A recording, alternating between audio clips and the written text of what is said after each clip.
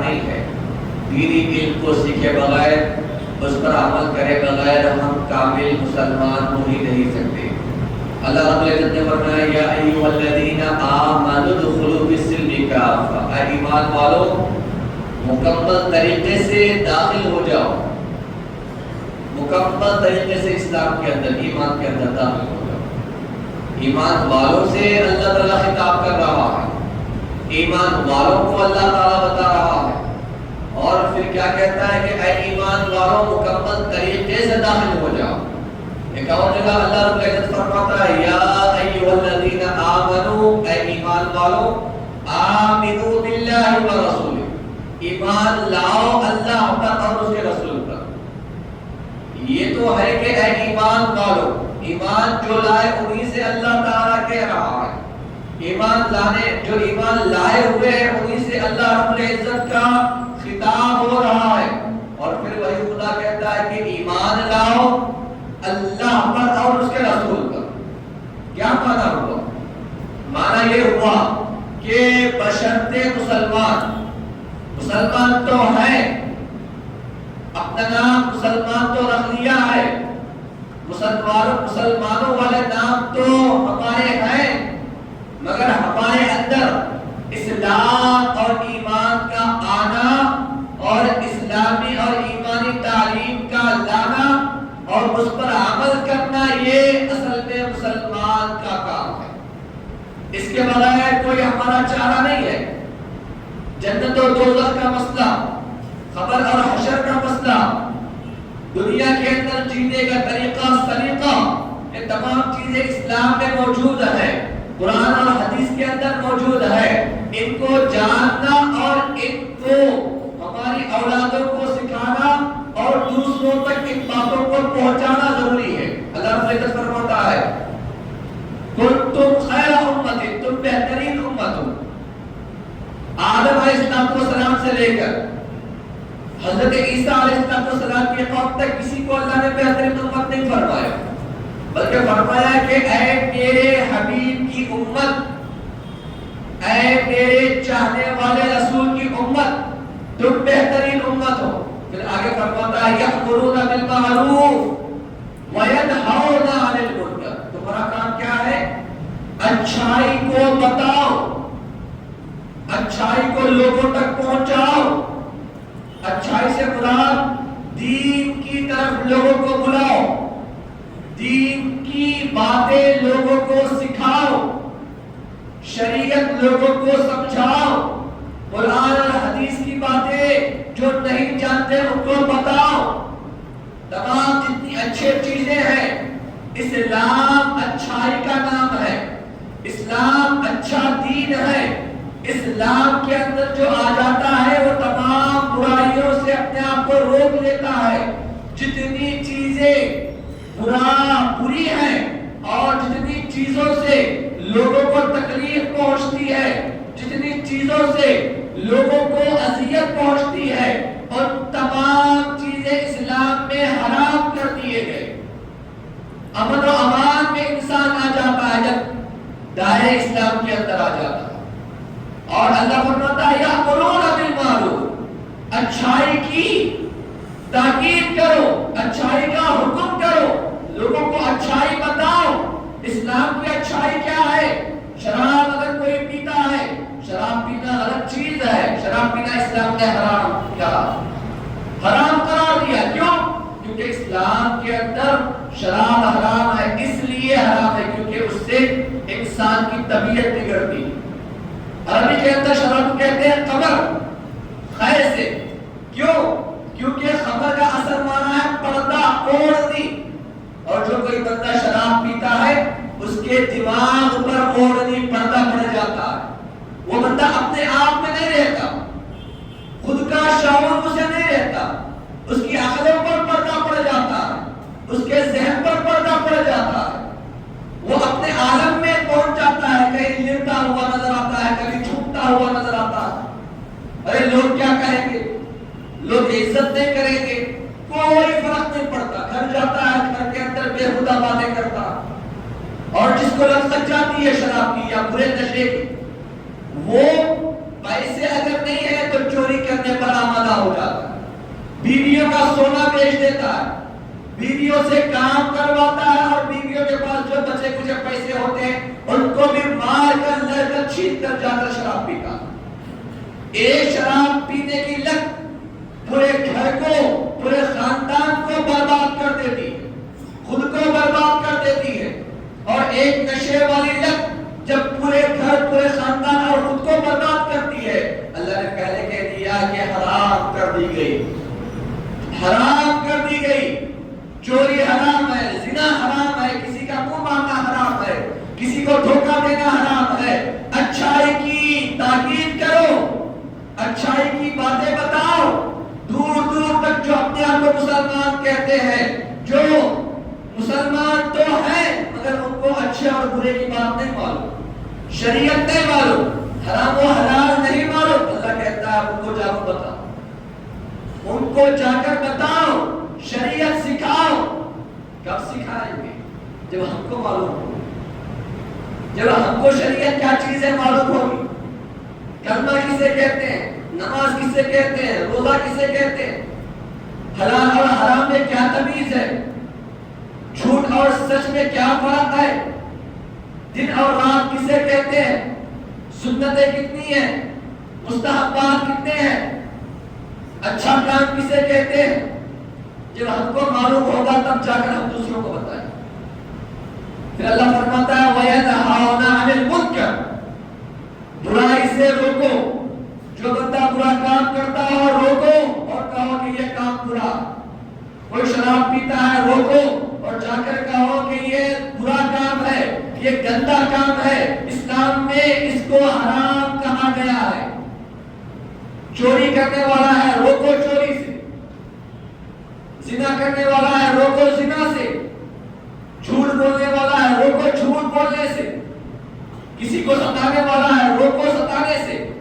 اللہ کے رسول نے فرمایا ظالم کی بھی مدد کرو اور مظلوم کی بھی مدد کرو۔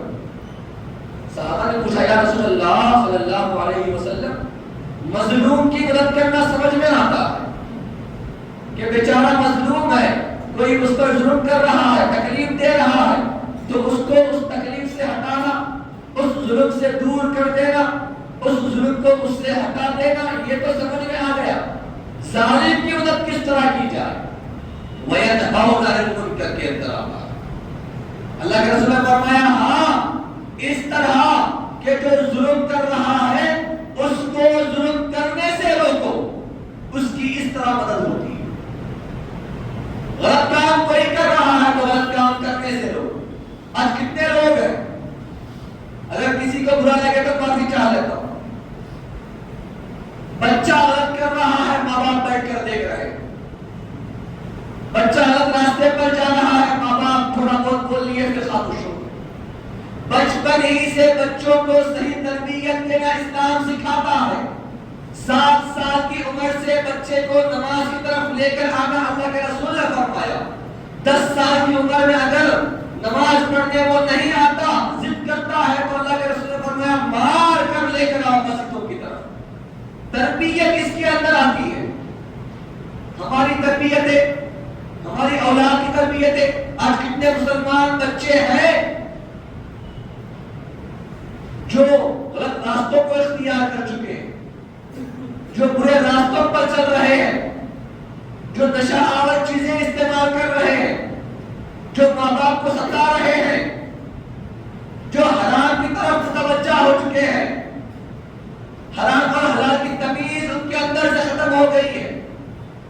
بات بات پر لڑائی پر آمادہ ہو جانا، ایک دوسرے سے دشمنی بول لینا، مسلمانوں پر ظلم کرنا۔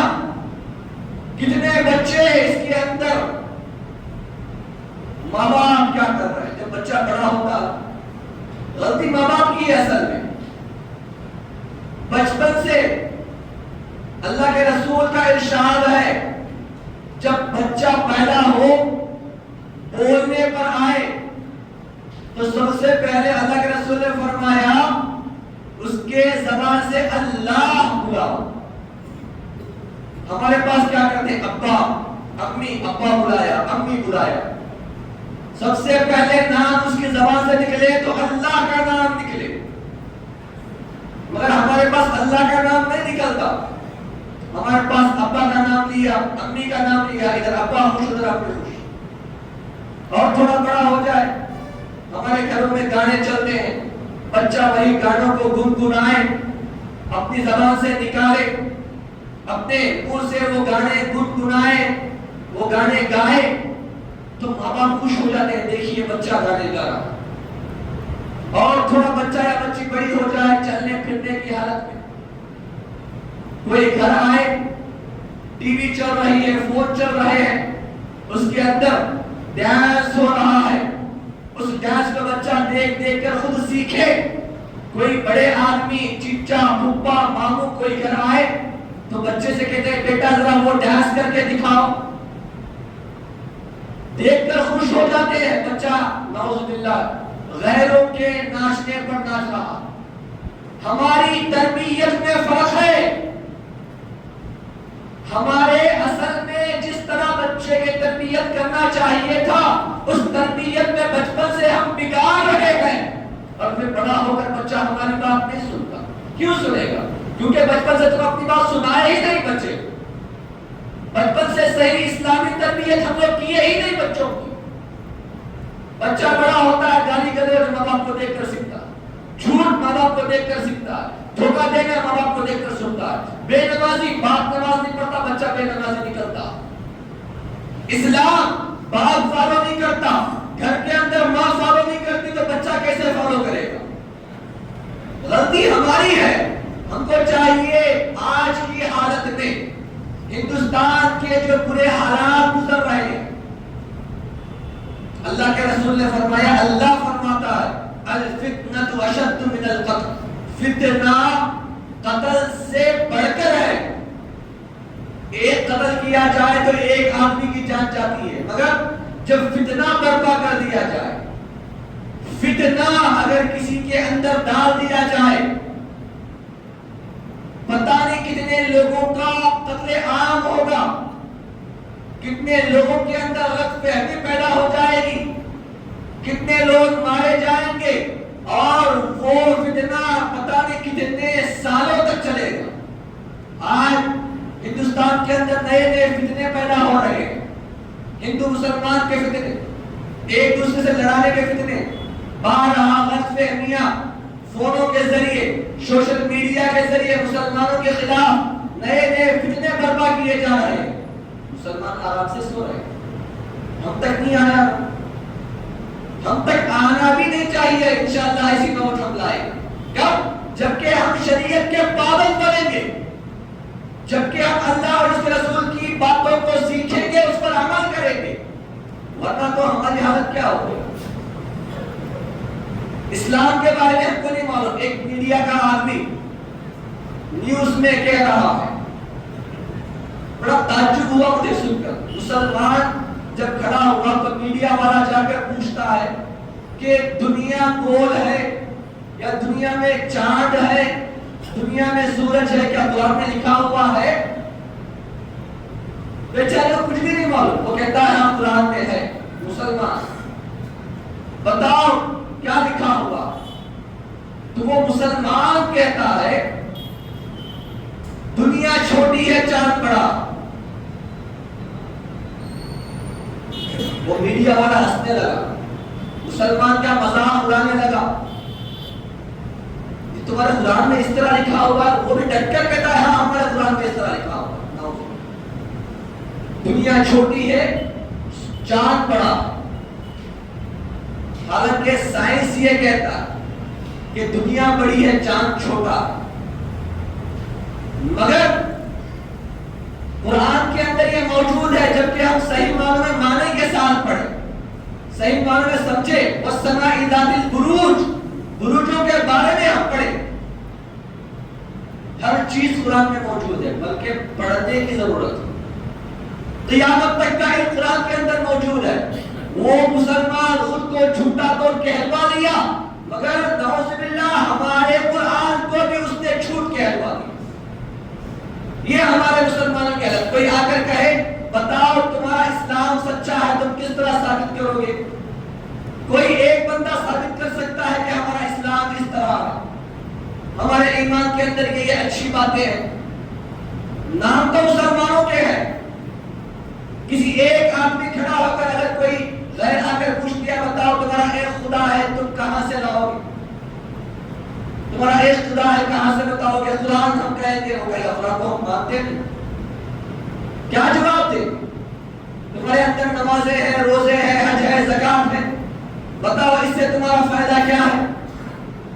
تمہارے ایمان کے اندر تم جو مضبوطی سے ہو ایمان والے بن کر کوئی خوبیاں بتاؤ ایمان کی, چند اچھائیاں بتاؤ اسلام کی. ہم کیا بتائیں؟ ہماری اولادیں کیا بتائیں؟ جب کہ ہم نہیں پڑھیں گے نہیں بتا پائیں. جب ہم جان لیں گے, قرآن اور حدیث کا علم ہم حاصل کریں گے, ہم پڑھیں گے, ہم جانیں گے, تب ہر چیز ہمیں پتا چلے. اولیاء اللہ کے زمانے میں, غوث اعظم رضی اللہ تعالیٰ عنہ کے زمانے میں علم طب بڑا مشہور تھا, علم منطق بڑا مشہور تھا. غیروں کے پاس ایسا علم اپنے آپ پر فخر کرتے تھے, مگر غوث اعظم نے آ کر 2 دن کیا اپنی کرامتیں ظاہر کر دیے, سارے علم اپنی جگہ بیٹھ گئے. حضور کے زمانے میں عربی کا علم, اشعار کا علم بڑا مشہور تھا. بڑے بڑے اشعار لکھتے اور کعبۃ اللہ پر لگا دیتے کہ میں نے یہ اشعار لکھا ہے, میں نے یہ اشعار لکھا ہے. جو زیارتوں کو آتا وہ دیکھتا, پڑھتا اور نیچے نام دیکھتا, اس کی واہ واہی پڑھتا. جب قرآن مجید نازل ہوا سارے علوم بیکار لگنے لگے, سارے علم ختم ہو گئے. عیسیٰ علیہ السلام کے زمانے میں علم طب ڈاکٹریٹ بڑا مشہور تھا. لوگ ہر بیماری کی شفا کر دیتے اور ہر بیمار کو اچھا کر دیتے. اس وقت چند بیماریاں ایسے تھے جس کو کوئی اچھا نہیں کر سکتا تھا. عیسیٰ علیہ السلام جب دنیا میں آئے, دیکھا جو بچہ ماں پیٹ سے آنکھوں کا اندھا ہو اسے اچھا نہیں کیا جا سکتا. عیسیٰ علیہ السلام اللہ نے ایسا معجزہ دیا, ہاتھ لگا دیے اچھا ہو گیا. مردہ ہاتھ لگاتے اور کہتے تم باذن اللہ زندہ ہو جاتا. یہ تعلیمات ایمان کی ہے, یہ تعلیمات ہمارے نبیوں کی ہے, یہ تعلیمات ہماری ہے. کب؟ جب کہ ہم کو پڑھیں گے. علم طب بھی ہے, علم نحو بھی ہے, ہر چیز, ہر فن قرآن میں موجود ہے, ہر چیز قیامت تک کی قرآن میں موجود ہے. کب؟ جب کہ ہم پڑھیں گے, علماء کے صحبت میں رہیں گے, علماء کے ساتھ ہمارا اٹھنا بیٹھنا ہوگا, علماء سے ہم دور ہو جائیں گے, قرآن اور حدیث پڑھانے والوں سے ہم دور ہو جائیں گے, دنیا ہی سب کچھ سمجھ لیں گے. وہ دن قریب ہوگا. کوئی آ کر ہم سے سوال کرے گا ہمارے ہی اسلام کے بارے میں, ہمارے پاس کوئی جواب نہیں ہوگا, ہمارے پاس کوئی جواب نہیں ہوگا. ہمارے اسلام کے بارے میں پوچھے گا, ہمارے پاس کوئی جواب نہیں ہوگا.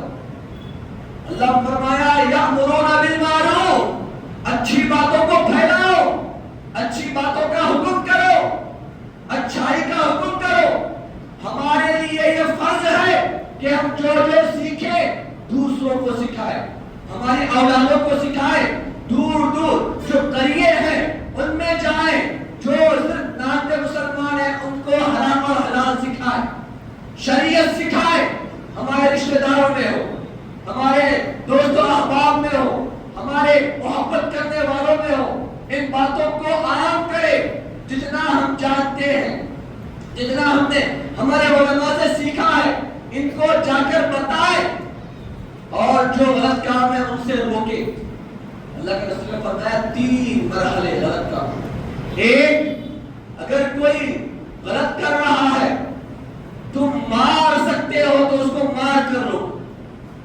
ہماری اولاد جب غلط کرتی, نشہ آور چیزیں استعمال کرتی, غلطی کی طرف جاتی ہے, ہم کو چاہیے پہلے سمجھائیں, نہیں سمجھتا مار کر سدھارے. مگر افسوس کہ وہ اتنا معاملہ بڑا ہو چکا ہوتا ہے کہ ہم مار بھی نہیں سکتے.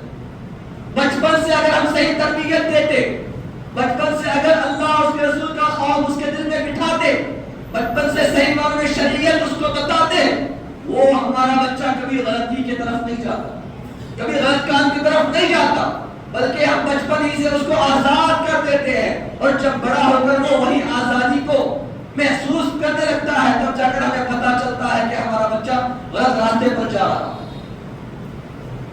اس وقت افسوس کرنے کا کیا فائدہ؟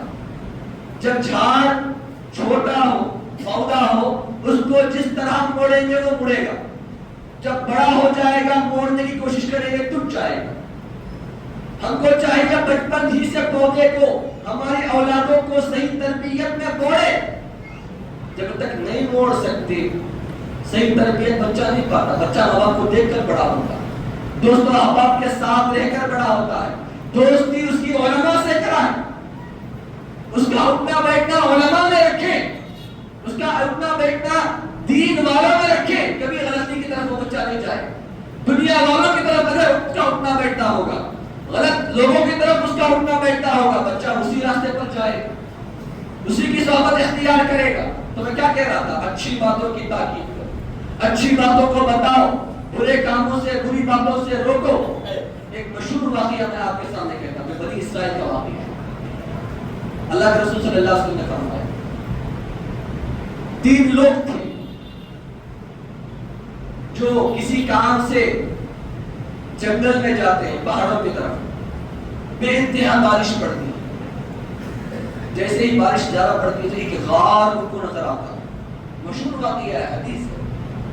اور غار کے اندر جب وہ تینوں لوگ اندر چلے جاتے ہیں بارش سے بچنے کی وجہ سے، تو اوپر سے ایک بڑا پتھر آ کر اس غار کے اوپر بیٹھ جاتا ہے، ہٹا نہیں سکتے، ہر طرح کی کوشش کرتے ہیں ہٹانے کی، پورا مکمل طریقے سے وہ غار بند ہو گئے، اب جا نہیں سکتے، راستہ بند ہو گیا، اب ان کو سوائے موت کے اور کوئی چارہ نظر نہیں آ، اور کوئی راستہ نظر نہیں آ سوائے موت کے۔ بڑا پتھر آ کر غار کے منہ پر آ کر بیٹھ گیا، ہر طرح سے کوشش کر لی۔ اس زمانے میں اور طاقتور لوگ تھے، آج تو انسان ضعیف ہے، کمزور ہے، کچھ نہیں کر سکتا سوائے دماغ چلانے کے۔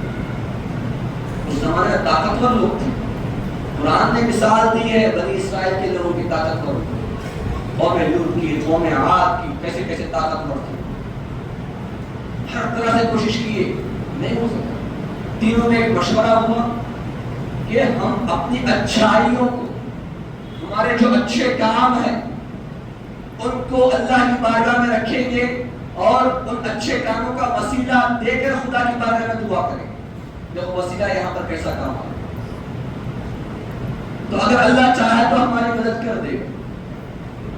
ایک شخص آیا، اس نے ماں باپ کی تربیت دے کس طرح ہوگی، خدا کی بارگاہ میں بیٹھ گیا، ہاتھوں کو اٹھایا اور کہنے لگا، اے پروردگار، روزانہ میرا کام تھا کہ بکریوں کو چراؤں، اور جب شام ہوتی بکریوں کو اپنے گھر لے کر آؤں، اور جیسے ہی گھر لے کر آتا ہوں بکریوں سے دودھ نکالتا ہوں، سب سے پہلے میرا کام تھا میں اپنی ماں کو دودھ پلاؤں، اس کے بعد بھی بچوں کو دودھ پلاتا ہوں، پہلا کام اپنی ماں کو دودھ پلاؤں۔ ایک دن مجھے لیٹ ہو گیا، دیری ہو گئی، جب آیا تو بکریوں کا دودھ نکال کر ماں کے سامنے لے کر گیا تو ماں نیند لگ گئی ماں کو، اور ماں سو گئی۔ یہاں پر بچے رو رہے ہیں بھوک سے، بچے بلبلا رہے ہیں، بیوی بچوں کو دینے کو کہتی تھی، مگر میں نے جب تک میری ماں کو نہ دیا اس وقت تک میں اپنی اولاد کو دودھ نہیں پلایا۔ میں اسی طرح اس تھالی کو لے کر کھڑا رہا ماں کے نزدیک، اور ماں آدھی رات کو ماں کی نیند بیدار ہوئی، جب ماں نے دیکھا میرے ہاتھ میں دودھ رکھا ہے تو میں یہ دودھ پہلے ماں کو پلایا، پھر اس کے بعد جا کر بچوں کو دودھ پلایا۔ اے پروردگار، یہ عمل اگر تجھے پسند آیا ہو تو اس عمل کے صدقے میں اس پہاڑ کے جو پتھر لگا ہوا ہے غار کا، اس کو دور کر۔ جیسے ہی یہ کہنا تھا اچانک خدا کی رحمت برستی ہے، اور جو غار پر پتھر لگا ہوا تھا آہستہ سے تھوڑا ہٹ گئے۔ ماں باپ کی دعا دیکھیے، ماں باپ کا وسیلہ دیکھیے، ماں باپ کی خدمت دیکھیے۔ جو مرنے کے قریب ہو، ماں باپ کی خدمت کرنے والا ہو، تو ان کی دعا سے اس کو حیات آ جاتی ہے، زندگی آ جاتی ہے۔ آج کتنے لوگ اپنے ماں باپ کے قریب ہیں، مرنے کے بعد افسوس کرتے ہیں، جب زندہ ہو کوئی خبر نہیں لیتا، زندہ ہو تو کوئی ان کی پرواہ نہیں کرتا، جب مر جائے تو واہ واہ میری ماں مر گئی، مساری کرتے ہیں، روتے ہیں، دل ملاتے ہیں، افسوس کرتے ہیں۔ زندہ ہو تو کوئی پوچھنے والا، کوئی کھانا ڈالنے والا، کوئی آ کر کہنے والا کہ اے ماں تیرے پیر دکھ رہے ہوں گے میں دباؤں گا، تیرے پیر اے باپ دکھ رہے ہیں میں دباؤں گا، کوئی ماں باپ کا خیال کرنے والا اللہ ماشاءاللہ اچھے لوگ بھی موجود ہیں، میں وہ لوگوں کی بات کر رہا ہوں جو اس طرح نہیں کر۔ دوسرا آیا اور ہاتھوں کو اٹھایا اور کہنے لگا اے پروردگار میرے پاس ایک غلام تھا، میرے پاس کام کرتا تھا، اتنے مہینے میرے پاس کام کیا، کام کرنے کے بعد وہ اچانک غائب ہو گیا، مگر میرے پاس اس کا درما جو دینا تھا وہ موجود تھا، اس کے پیسے میرے پاس موجود تھے، میں نے اس کے پیسوں سے بکریاں لی، بکریاں اتنی بڑھ گئی کہ ان بکریوں کو میں سنبھال رہا تھا، اچانک کئی سالوں کے بعد وہ شخص میرے پاس آیا اور کہنے لگا کہ میں تمہارے پاس کام کروں گا۔ تو وہ جو غلام آیا تھا بادشاہ یا اس زمانے کے شخص کے پاس، وہ شخص کہنے لگا اب تمہیں کام کرنے کی ضرورت نہیں ہے، کیوں؟ کیونکہ جو میرے پاس تمہارا پیسہ رکھا ہوا تھا، تمہارا درما رکھا ہوا تھا، تمہارا ماہانہ جو رکھا ہوا تھا، اس سے میں نے تمہارے لیے بکریاں لی تھی، آج وہ بکریوں کے اندر اتنی برکت آئی کہ جتنی بکریاں دکھ رہی ہیں وہ سب تمہاری۔ وہ بندہ خوش ہو گیا، اے اللہ اگر اس کام سے تو خوش ہوتا ہے تو اے پروردگار ہماری جان بچا دے۔ اللہ تعالیٰ کتنا خوش ہوا کہ اور تھوڑا وہ جو پتھر تھا ہٹ گیا بکریوں کو لینے کی وجہ سے۔ آج کل لوگ کیا کرتے ہیں، کتنے لوگوں کا منہ مارے ہوئے، کتنے اپنے مزدوروں کا منہ مار دیتے ہیں۔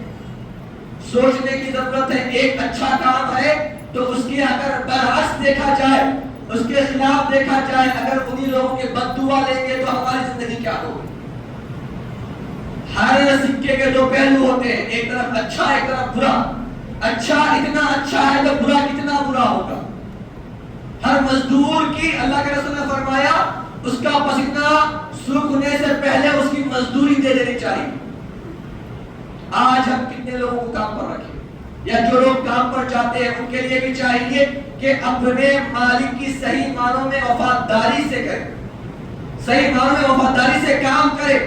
اگر بے وفائی کریں گے، اڑا مار دینا، 2 دن جا کر 4 دن نہیں جانا، پھر کہتے ہیں پورا پیسہ مجھے دینا، اس کے لیے وہ حرام ہوگا۔ جتنا وہ بندہ کام کرے گا اتنا ہی اس کے لیے حلال ہوگا، جتنے دن وہ کام کرے گا اتنے دنوں کا پیسہ اس کے لیے حلال۔ اگرچہ وہ مالک سے پوچھ کر چھٹی لے کر گیا ہے، پھر بھی مالک پورا درما دیتا ہے تو اس کے لیے حلال۔ مالک سے نہیں پوچھا، غائب ہو گیا اور پھر کہتا ہے کہ میرا پورا درما مجھے ہونا ہے، 2 دن آیا 4 دن نہیں آیا، 4 دن آیا 6 دن نہیں آیا، پھر کہتا ہے ہر مہینے پورا درما مجھے ہونا، تو یہ بھی اس کی خطا ہے، غلطی ہے۔ اور مالک کو بھی چاہیے کہ اپنے جو نوکر ہیں، کام کرنے والے ہیں، ان کے ساتھ اچھا برتاؤ کرے، اچھے سے پیش آئے۔ وہ بھی انسان ہے، ان کے دلوں کے ان کے سینوں کے اندر بھی دل ہوتا ہے، ان کے اندر بھی جان ہوتی ہے۔ ایسا نہیں ہے کہ وہ تمہارے لیے روبوٹ بن جائے، تم جو چاہو وہ کرتا رہے۔ اسلام اس سے بھی منع کرتا ہے۔ تیسرا شخص آیا، اگر دعا کرنے لگا پروردگار ایک مرتبہ میرے شہر میں، میرے گاؤں میں ایک عورت تھی، مجھے بے انتہا پسند آ گئی، میں اس کے پیچھے پیچھے گیا، جب زنا کا موقع آیا تو اس عورت نے کہا اے شخص اللہ سے ڈر۔ جیسے ہی اللہ سے ڈر اس کے زبان سے نکلنا تھا، میں تفصیل میں نہیں جا رہا ہوں بہت زیادہ ہو گئے، جیسے ہی کہنا تھا میرے اندر تیرا ایسا ڈر آ گیا، ایسی کانپنی، ایسی تپتپی آ گئی کہ فوراً میں وہاں سے ہٹ گیا اور اس گناہ سے بچ گیا۔ اے پروردگار اگر اس عمل سے تو خوش ہوتا ہے تو اس پتھر کو ہٹا دے۔ جیسے یہ کہنا تھا پورا پتھر ہٹ گیا اور تینوں اپنی جانوں کے ساتھ نکل گئے۔ خدا کا خوف دیکھیے، ہمارے لیے آج یہ سبق ہے کہ ہم جو کریں ہمیشہ یہ دیکھیں کہ اللہ ہم کو دیکھ رہا ہو. ہمارے دلوں کے اندر خدا کا خوف لائے. برائی کی طرف جائیں تو سوچیں کہ خدا ہم کو دیکھ رہا ہے. غلطی کرنے کی سوچیں تو سوچیں کہ خدا ہم کو دیکھ رہا ہے. کسی سے جھوٹ بولا ہو تو سوچیں کہ خدا کا خوف ہمارے اندر. خدا کا خوف آ جائے وہی ہم کو قیامت میں کام آنے والا ہے. دنیا میں کتنے سال ہم جیئیں گے, خبر کے اندر ہم کو کئی سالوں تک رہنا, وہی ہمارا حقیقت والا گھر ہے. حشر کے اندر ہم کو رہنا, جنت و دوزخ ہمارا آخرت والا معاملہ ہوگا. اس کے لیے ہم نے کیا تیاری کی ہے؟ کیا خدا سے ہم ڈرتے ہیں؟ کیا ایسے کام کرتے ہیں جو خدا اور اس کے رسول کے لیے ہو؟ کیا ایسے کام کرتے ہیں جس کو خدا اور اس کے رسول نے کہا ہو؟ ہم مسلمان ہیں. شریعت کا جاننا, علماء کے ساتھ اٹھنا بیٹھنا ہمارا ہونا, اور شریعت کے علم کو جانتے ہوئے اس پر